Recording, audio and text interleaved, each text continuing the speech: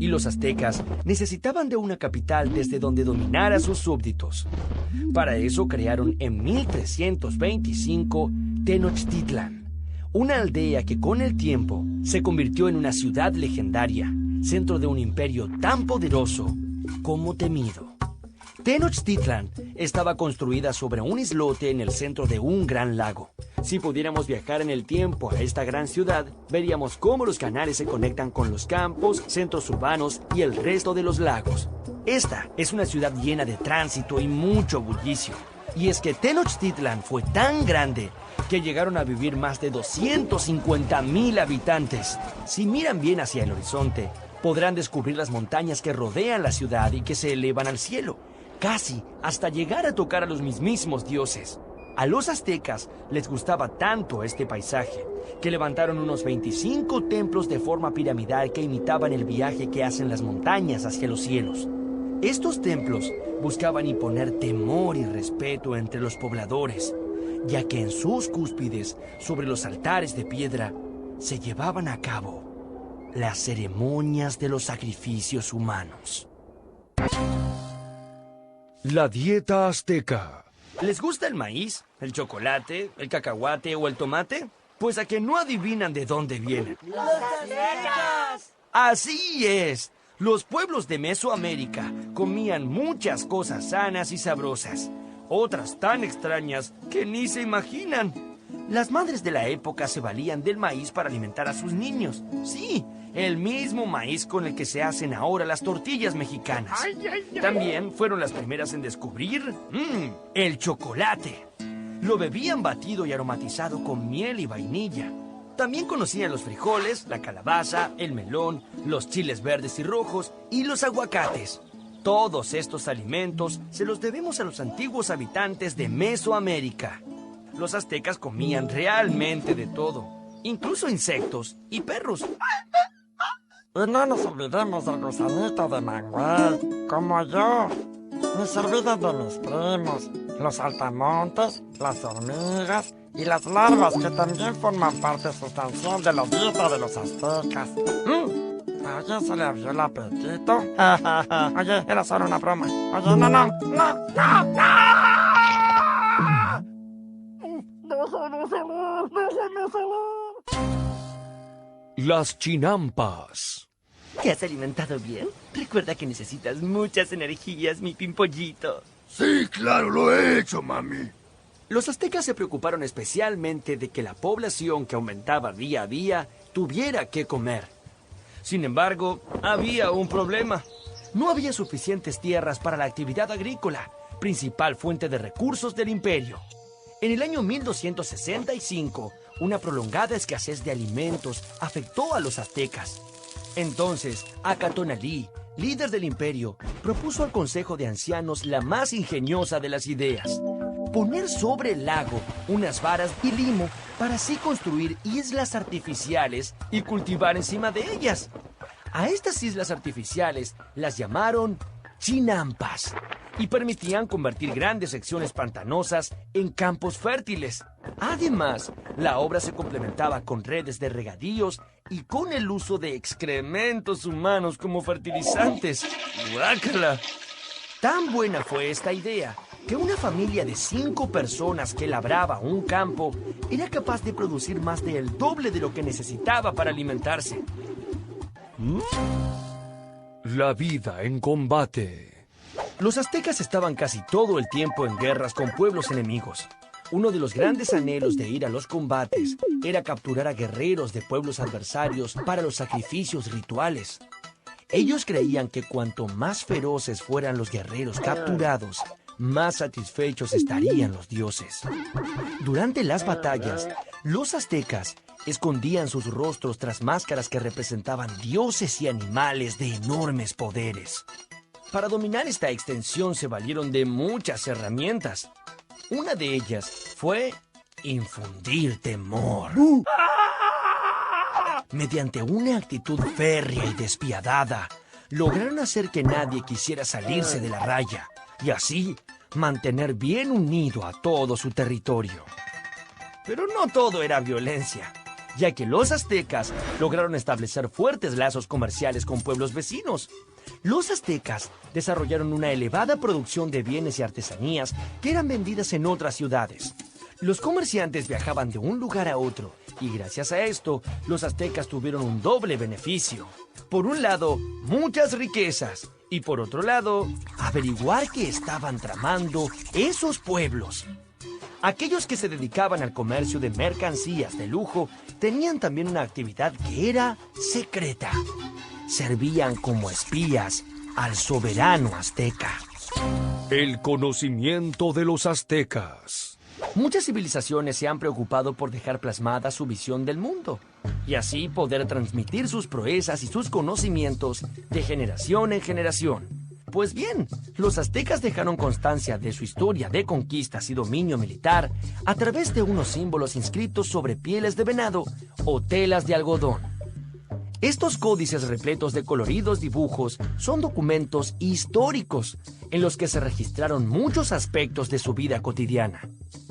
A pesar de los códices, los aztecas no lograron tener un método efectivo de escritura.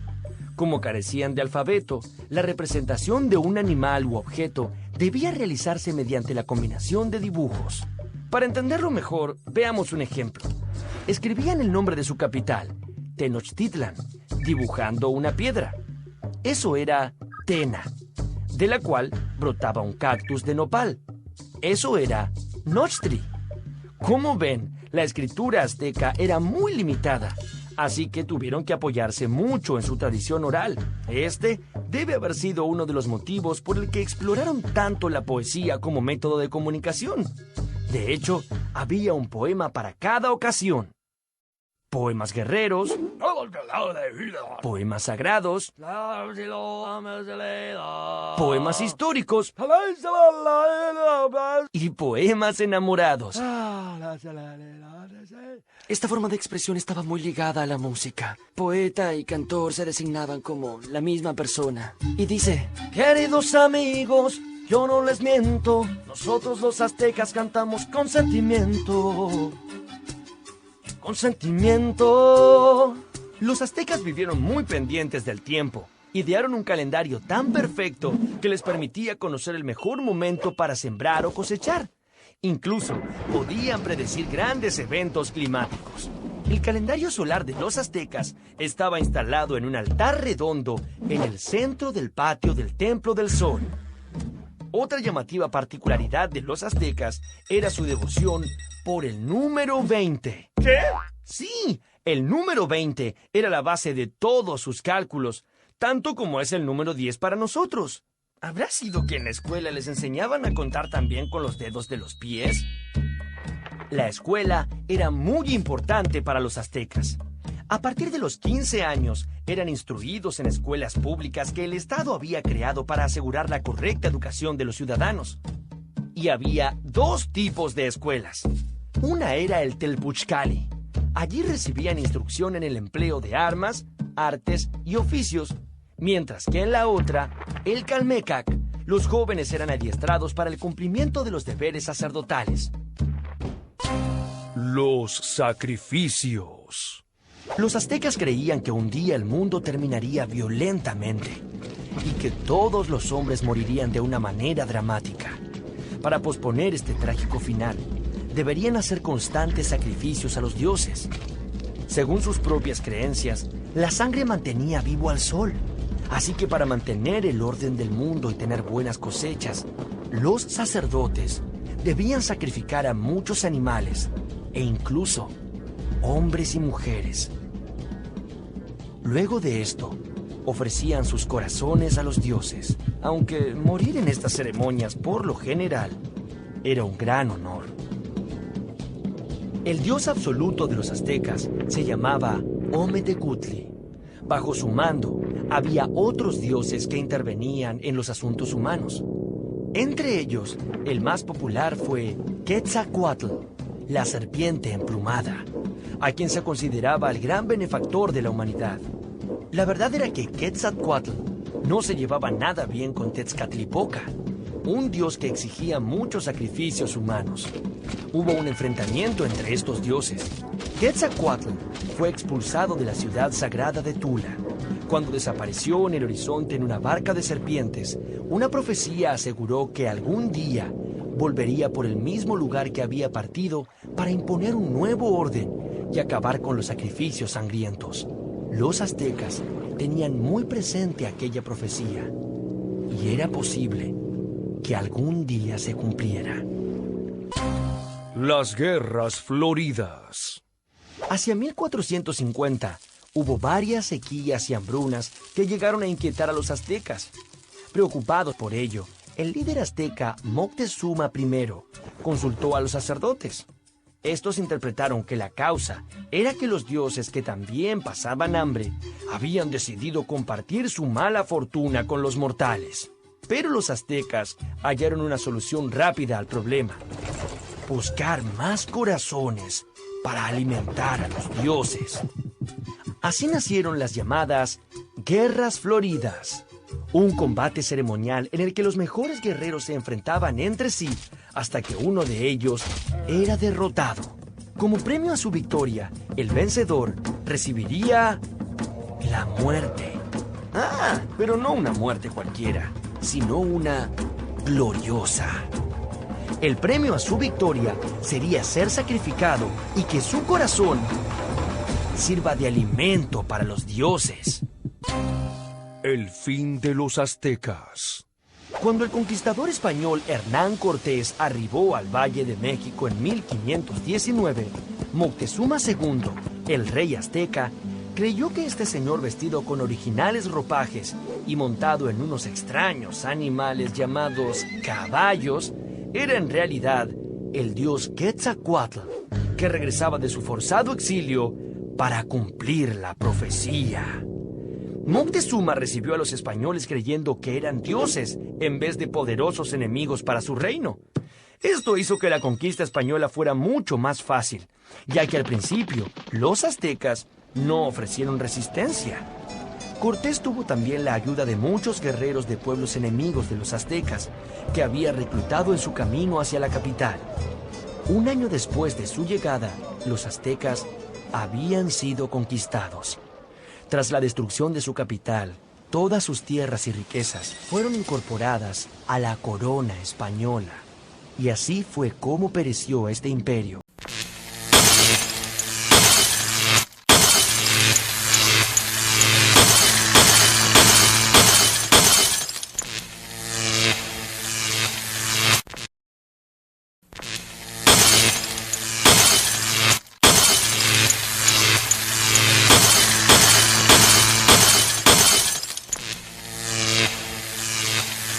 Lo que hoy llamamos civilización maya era, en realidad, un conjunto de muchos pueblos distintos que ocuparon parte de lo que hoy es Guatemala, Honduras, Belice y la península de Yucatán, en México.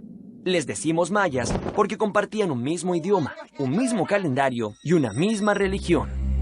Pero cada pueblo tenía su propia ciudad, su propio gobierno y sus propias riquezas. Los mayas estaban organizados en ciudades-estado. Nunca fueron un imperio gobernado por una gran ciudad capital. Como en Atenas y Esparta. ¡Claro! Los griegos tenían la misma forma de organizarse. Las primeras ciudades mayas se construyeron hacia el año 400 a.C., es decir, en el mismo momento que Atenas y Esparta brillaban en la antigua Europa. Pero ¿saben una cosa? Griegos y mayas no se conocían, porque todavía nadie había cruzado el océano Atlántico. Y hubo que esperar más de 2000 años antes de que alguien se atreviera a navegar tales distancias. Durante todo este tiempo, América y Europa estuvieron completamente desconectadas. La influencia de los olmecas. La región que habitaron los mayas estaba formada por mesetas regadas por las abundantes lluvias que venían del océano Atlántico por un lado, como del Pacífico por el otro. Su tierra era húmeda y estaba atravesada por muchos ríos de agua dulce. Aquí es sencillo cultivar maíz, criar ganado y recolectar frutos de la selva. El clima los ayudaba, pero no todo fue fácil para los mayas porque no habían descubierto la rueda ni tenían animales para arar la tierra. Entonces, todo lo hacía el hombre. ¡Cuánto trabajo, ¿verdad? Pero los mayas no fueron los únicos ni los primeros en habitar esta región. Muchos años antes, los olmecas vivieron en este territorio. Podríamos decir que los olmecas fueron la civilización madre de todas las culturas de Mesoamérica. Los olmecas tuvieron su esplendor hacia el año 700 a.C. En ese momento, las pequeñas tribus mayas estaban naciendo y fueron adoptando de ellos conocimientos para construir templos, para pensar el calendario y para escribir. Los mayas también heredaron de los olmecas muchos rituales y prácticas religiosas, entre ellas la adoración por el jaguar, que por su fuerza y agilidad era un animal sagrado y se lo relacionaba al poder del rey. Templos y ciudades mayas. Durante muchos años, el esplendor de los mayas quedó oculto en la selva, sumergido en la densa vegetación tropical, hasta que hace muy pocos años, exploradores y arqueólogos lograron abrirse paso y hallaron maravillosas ruinas de antiguas ciudades. Estos hallazgos sorprendieron al mundo y permitieron conocer mejor aún a una de las culturas más complejas y refinadas de América. Todas estas ciudades eran parecidas. En el centro, alrededor de una gran plaza, se erguían las construcciones más significativas. Las pirámides, que eran grandes templos cuyas cumbres servían de escenario para las ceremonias de los sacrificios rituales. El pueblo, congregado abajo en la plaza central, participaba activamente de las ceremonias, cantando, danzando e implorando a sus dioses para que la sangre de las víctimas sea de su provecho. Los mayas eran muy religiosos y creían que todo lo que les pasaba a los seres humanos era porque así lo decidían los dioses. Por este motivo construyeron estos enormes templos donde practicaban rituales en honor a sus dioses. En la ciudad de Tikal, la pirámide principal medía más de 70 metros. Era tan alta como un edificio de 10 pisos. Claro, cuanto más cerca del cielo, más cerca de los dioses. Las pirámides alcanzaron tales dimensiones de una manera muy peculiar. Cada vez que un rey moría, los arquitectos mandaban a construir una capa sobre la pirámide existente. Así crecía paulatinamente, capa sobre capa, como gajos de una cebolla. Alrededor de los templos vivían los sacerdotes y los gobernantes. Un poco más allá, los jefes militares, y aún más lejos, vivían los comerciantes y los artesanos. Y afuera de la ciudad, cerca de los campos de cultivos, se encontraban los campesinos y los esclavos, cuyo trabajo era la base de toda la sociedad.